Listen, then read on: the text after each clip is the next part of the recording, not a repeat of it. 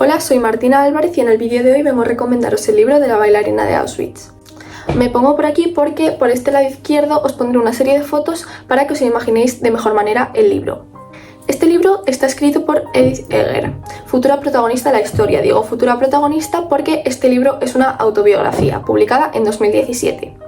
Edith es una psicóloga y escritora que ejerce su profesión en Estados Unidos, sobreviviente del Holocausto y especialista en tratar el trastorno de estrés postraumático. Como ya he dicho, es escritora de La bailarina de Auschwitz, pero también tiene otros bestsellers, como por ejemplo 14 lecciones para salvar tu vida, 12 consejos de una superviviente para curar tus heridas, El diario de una superviviente y muchos otros más. Este libro yo lo he leído online ya que lo tenía en el iPad, pero también lo puedes encontrar en librerías, en papel, en tamaño normal, en tapa blanda y en edición bolsillo. Aunque a mí estos dos últimos se me hacen más difíciles de leer porque es como que tengo que cargar todo el día con ellos, además que la edición bolsillo, la letra es súper pequeña y muy difícil de leer.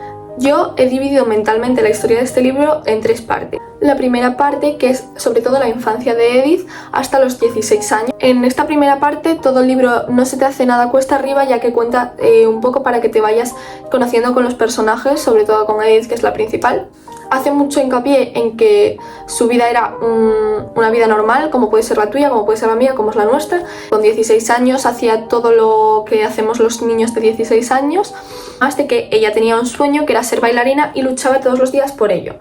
Hago aquí un apunte, que es que por esto he escogido este libro para que tenga un poco de relación con el del trimestre pasado, ya que la protagonista de ese libro y este comparten el mismo sueño, que es ser bailarina. Y ambas luchaban por ello. Aquí es cuando yo he visto más o menos que la primera parte terminaba y empezaba la segunda parte. El simplemente hecho de ser judía ya no es igual que nosotros. Y su pueblo, cuando ella tiene 16 años, su pueblo de Hungría es invadido por los nazis. Sus padres y ellas son mandados a los campos de concentración, pero no todos tienen el mismo futuro. Los padres de Edith y de Clara, que es su hermana, fallecen ya que son mandados a las cámaras de gas. Y ella se queda con su hermana en los campos de concentración de Auschwitz. En esta segunda parte el libro se te hace muy duro. Si eres una persona como yo, sensible, este libro te va a hacer llorar muchas veces, porque a mí me lo ha hecho, la verdad, y he tenido que parar de leerlo muchos días porque se me hacía muy duro, de verdad. Te imaginas en estas situaciones y no te quieres imaginar. Eger habla de toda su experiencia en los campos de concentración, desde los juegos que se inventaban los niños para pasar el rato, como por ejemplo también cuenta que las mujeres hacían pasarelas entre ellas como para hacerse reír, divertirse, hacer que pasara el tiempo, hasta las mayores torturas que se les hacía a los judíos, como por ejemplo asesinar, como asesinaron a sus padres en las cámaras de gas. Hasta cómo consigue escapar, que esto se os va a hacer un poco raro porque tampoco quiero contaros toda la historia, que a mí lo que me llamaba la atención era saber cómo quería escapar, y mucho que ver el médico verdugo de sus padres, que gracias a bailarle consigue escapar. Por esto el libro se titula La bailarina de Auschwitz. Después de conseguir escapar, ella se reencuentra con su hermana Clara, que también había conseguido irse de los campos de concentración y esconderse en el Conservatorio de Música de Budapest, que gracias a su profesor de música de allí, que la tuvo allí como retenida, escondida para que los nazis no la pillaran, pues consiguió reencontrarse después con su hermana. Creo que hasta aquí era la parte más dura del libro, por decirlo así, porque los campos de concentración me parecieron increíbles. Contaba historias que yo no tenía ni idea, porque este es un tema que a mí me interesa mucho de la historia, y sí que me había informado antes, mi padre me había contado cosas porque también le gusta mucho, había visto documentales, etcétera, pero cuenta cosas muy reales que vivió con mi edad, entonces era eso lo que me llamaba más la atención.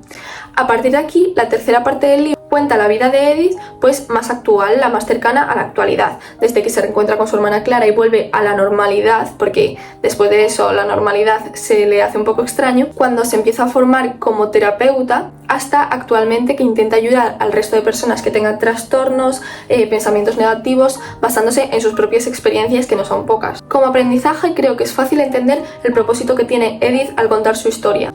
Intenta transmitir que hay como dos tipos de personas en estas situaciones, y no hace falta ir como a este tipo de situaciones para darse cuenta de esos dos tipos de personas que hay, que es lo que yo me refiero. Porque ella cree que tú, ante estas situaciones que te pone la vida, puedes responder de manera negativa pensando que ya está, hasta ahí, ya no tienes otra cosa que hacer, o como ella, que no se desmotivó y siempre pensó que podía tener una salida, y así fue. pero lo que quiere ella es que lo apliquemos a nuestros propios problemas de la vida, problemas, porque comparado con esto obviamente no es nada, es simplemente que esas actitudes las podemos tener en cualquier situación de nuestro día. El libro a mí se me ha hecho durísimo, como ya he dicho antes. Ha habido días que he tenido que parar de leer porque no paraba de llorar, sobre todo eso en la segunda parte porque la he dividido yo, de cuando están en los campos de concentración y cuenta ahí sus experiencias. Yo, por ejemplo, saber que mis padres han muerto en una cámara de gas me parece increíble, y sobre todo entendiéndome con ella más o menos por la edad que tenemos en común en ese momento. Algo que me ha llamado la atención del libro, no tanto del libro, porque cuando lo terminé sentí como que no lo había terminado del todo, porque quería como investigar más. Entonces me he puesto a ver vídeos, entrevistas, sobre todo de Edith, y lo que me ha llamado la atención es que ella ha dicho que con psicólogo, con terapeuta, después de conseguir salir de allí y volver a la normalidad, una parte de ella sigue allí porque ha perdido muchas cosas allí y es como que no ha vuelto a ser feliz del todo, que es lo que me llama la atención, porque luego yo en mi vida cotidiana pienso que tengo una serie de problemas que es que no son nada comparado con esto, obviamente. Recomiendo este libro porque creo que te va a hacer recapacitar mucho sobre todo esto que he dicho de comparar tu vida con la de ella, y además entender muy bien los pensamientos que estaban pasando por su cabeza en ese momento, o intentar entenderlos, porque obviamente ponerse en esa situación no creo que sea fácil para ninguna persona, y os lo recomiendo por eso. Espero que os leáis el libro de la bailarina de Auschwitz y que os acordéis de todos estos pequeños apuntes que os he podido dar en este vídeo. Muchas gracias.